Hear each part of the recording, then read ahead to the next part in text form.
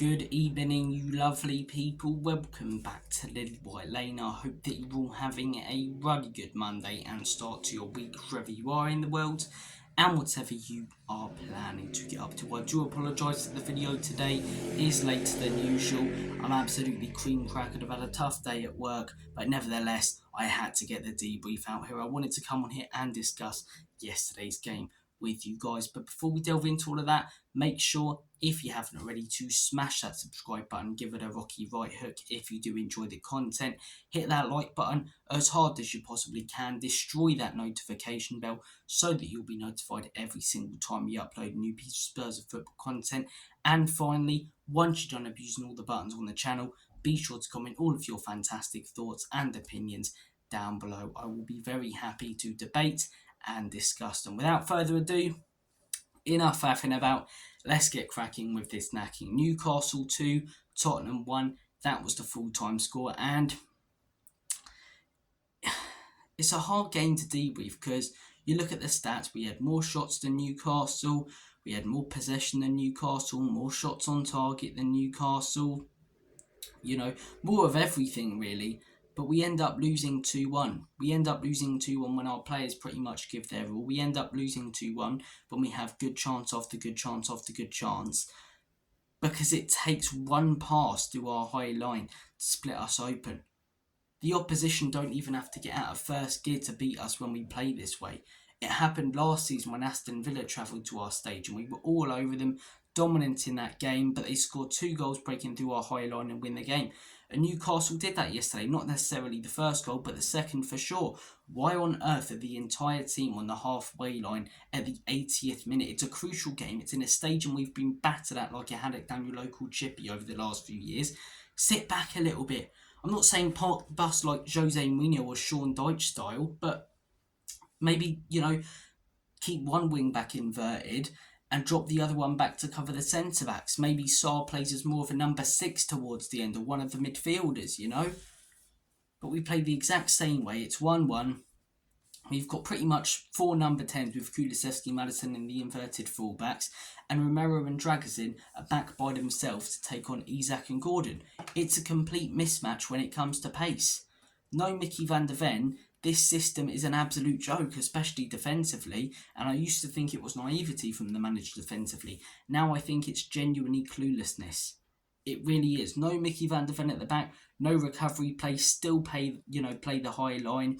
Of course it was going to happen when they've got players like Gordon and Isak, and it was very clever as well from Newcastle to put Harvey Barnes in there. And if you're an opposition team setting up against Spurs, if you get it tactically right, there's a good chance, no matter the quality you have on the pitch, that you will get a result. Long ball over the top or ball through the middle, quick players and wingers up top. That's all you really need to get a result against Spurs, you know what I mean? And especially yesterday without Mickey van der Ven, you could have the best 2 defenders in the world. If they don't have a ridiculous amount of pace in this system, it's not going to work. And there are parts of this system that I like. Going forward, we play some beautiful football at times. But defensively, this system really doesn't work unless you have the best team in the league. Unless you have the best side when you're playing up against the top sides to completely and utterly outscore them. But we don't. We can't outscore the top sides because we don't have the quality. But the manager said that he's happy with the window we've had, although he said he wanted to contend for the league title. How can you want to contend for the league title, then go in and bring in players such as Bergvall, no disrespect to these youngsters, Odegaard, Archie Gray, and not bring, top quality improvement players in alongside them, then say that you're happy with the transfer window, and then think they're going to improve and, challenge for titles and things. These youngsters, I'm glad we've brought them in. I'm glad that they will potentially down the line become superstars, but where are the players for the now alongside them? We didn't bring them in, so where's the improvement now? I've said it video after video, and I hear people going, you're repetitive, you say the same things. Yes, because they're true.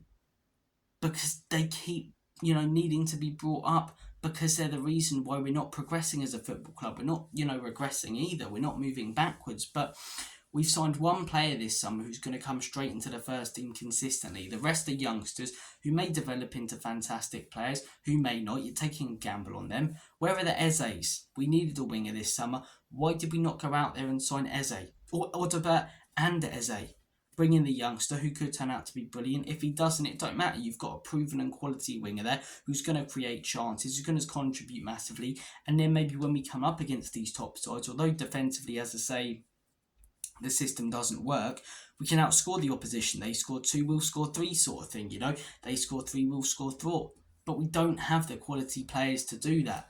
So it's not going to work. And for the manager, you know, to come out and say that he's happy with the window and that he wants to contend for a league title and that every signing is his, how can I be 100% behind this project? I'm not 100% against this project. I'm not Ange out, because my issue with sacking Ange is who do we then bring in, and then the cycle repeats itself over and over and over again. But how can I be 100% behind a man who said that he wants to contend for a league title, and these are the calibre of player that he's bringing in with no proven and quality players that we clearly needed to improve us further now. This is why I've been saying this season I think we finish within the region of 4th and 6th. Because where's the improvement to say that we're going to be able to contend for trophies? Why are we going to contend for trophies? Someone give me a good reason. Because Ange is our manager? Because the football's beautiful? We're heading into pretty much every game with the exact same players, the exact same tactics and the exact same manager. So why are we not going to see the exact same results in the table at the end of the year and in these games? Why were we going to go to St James's Park yesterday and win? Why are we going to beat Arsenal at home in a couple of weeks and not concede a few from set pieces and our high line being broken like we did last season? You know, it's really frustrating because it's a game that we completely and utterly dominated. We had chances, not the ridiculously clear-cut chances that some fans are saying that we had. I mean, look at the XG, but we were the dominant team. For 70 to 80 minutes of that game, we were the better and more dominant team. Some of the football was fantastic at times. Some of the performances at times were fantastic in that game. But we didn't finish our dinner because we don't have the quality in the final third. And when you don't have the quality in the final third and you're playing this style of play, of course you're going to lose games when you take on the top sides. Because you don't have the quality in defence. Well, no, not that, but you're playing a system where it doesn't matter the defenders that you have. There's 2 defenders staying back for a lot of the time in this highlight. If the opposition plays 2 quick players up top, there's a good chance you can see 2 or more. So that's why we needed to bring in the Eze's. You know, I'm trying to think of other players. Although it's a number 6, a Kone, to cover the centre-backs, another striker. That's why we needed to bring in these quality attacking options, these quality options in priority positions to improve us, to cover the defence a little bit, to finish chances. But we're playing an all-out attacking system without the quality up top. You know, we played some great football at times yesterday, but where does the goal come from? Who does, which player puts the ball in the back of the onion bag? Because it weren't Son, it weren't Odebert, it weren't Brennan Johnson. It was a terrible mistake from Nick Pope and then put into the back of his own net by Dan Burn. That's my problem with this system. We're playing an all-out attacking system when we don't have the quality in attack. And it doesn't make sense to me. It doesn't make sense. I'm not asking Ange, and I say this in every video, I'm not asking Ange to park the bus Jose Mourinho style, but sometimes invert one fullback like Jurgen Klopp did at Liverpool with Trent Alexander-Arnold, and at the other one like Klopp did with Robertson, maybe for us Udogie or Pro, either way, cover the centre-backs. Play with an attacking midfielder, play with a front 3 and wingers, but also play with a number 6, which they did with Henderson and Fabinho. We don't. Manchester City play fantastic attacking football. They play a high line, but they have Rodri, an out-and-out, proven quality number 6 to cover those centre-backs, to intercept passes. Where's our player like that? Bissouma's a box-to-box, isn't he? Bentancur's a box-to-box. Sarr's a box-to-box. We just choose to play with 2 8s and a 10, or 2 10s and an 8. Technically, when we've got the 2 fullbacks inverting and going forward, 4 10s. And it's bad enough when you have Mickey van der Ven in there anyway, because it's 2v2 or 2v3, and is Romero quick enough, as good as a defender as he is, to catch up with the other players? But when you don't have Van der Ven in there, and Dragusin and Romero are the 2 players taking on players like Harvey Barnes and Isak and these quick attackers, of course you're going to lose the game. A bit of common sense yesterday from the manager in the 80th minute to drop that line back a little bit. Maybe Sarr play more as a number 6. We get a point out of that game at least. Maybe we go on to win it. But as I say, the manager's not naivety, cluelessness defensively, and lack of quality that he's brought in up top. And yes, I will criticise him for that and not the ownership, because he's dug himself a hole by saying that every signing is his and that he's happy with the transfer window we've had. I hate this ownership, I want this ownership out. But when you're saying stuff like that, you're either lying to us or we're going to hold you up to those standards. I'm going to hold you to that. I'm going to hold Ange Postecoglou to what he said. And every result that we get when we lose but dominate a game is down to him, because we don't have that quality up top, because he's chosen not to bring it in, or he's lying to us that he's happy with this window. You know? Is he a puppet? I don't know. You guys comment your thoughts and opinions down below. Keep hearing things from, these Australian fans of Ange who care more about the manager than they do the actual football club, saying, Ange, he ain't going to take no shit. Ange, he ain't a yes man. He ain't a yes man. Ange ain't a yes man. Well, he's saying that he's happy with a window where we've brought in one player to improve the starting 11, and then is saying that he wants to contend for the league title. Did he say that we're going to win the league title? No. But he said that he wants to contend for it, and when you're getting that money given to you, why are you not bringing in players then to contend for that league title? Unless you genuinely believe that Bergvall, Odegaard and Gray, who could be good players in the future, but aren't top quality now, are going to get us contending for a league title. You're living in cuckoo land, my friend. You're living in cuckoo land. But yesterday's game was a really, really frustrating one. What I will say, I didn't do it enough yesterday in my match reaction. Credit to Eddie Howe. Credit to Newcastle. Didn't get out of first gear. Won the game comfortably. And some people will be like, Spurs dominated the game. Yeah, we did. We hit the bar, but was that a shot for one of our own players? We had chances, but they were all blocked. Where's the clear-cut chance where we were 1-on-1 and Pope makes a fantastic save? Had a few from outside the box, and that is one slight improvement I can say. The manager potentially telling the players to shoot more on sight, unless they're taking it upon themselves to do it, which I don't think they are, because he looked chuffed about it on the sideline. So that's one positive, I suppose. But we didn't necessarily create many clear-cut chances. I thought they were fairly solid. Newcastle missing a lot of players and counter-attacked us. They done it right, and that's what's annoying. Against the bottom half, half of the table sides, they can try that football. Sometimes it might work out counter-attacking us, but a lot of the time our quality is too much. But when we're playing and going up against the top sides in the league, if they set up the right way, if they try and counter-attack us with pace, they will win. We could score 3, they'd probably go out there and score 4 or 5. You know what I mean? So, again, you're bringing in players who are going to get us results against these bottom half of the table sides, where are the players who are going to get us results against the top half of the table sides? And a lot of these players who get so much credit up top for Spurs only really stat pad against the bottom half of the table sides anyway. How many goals or assists Johnson, Werner, even Kulusevski got against the top sides? I'm not a big fan of Son recently. I think he could be past it. I think we need to stop being so sentimental and admit that he's not the player that he once was. But at least he scores and steps up in these big games. These attackers who we give so much credit to, they step up against the bottom half of the table teams, because that's their level.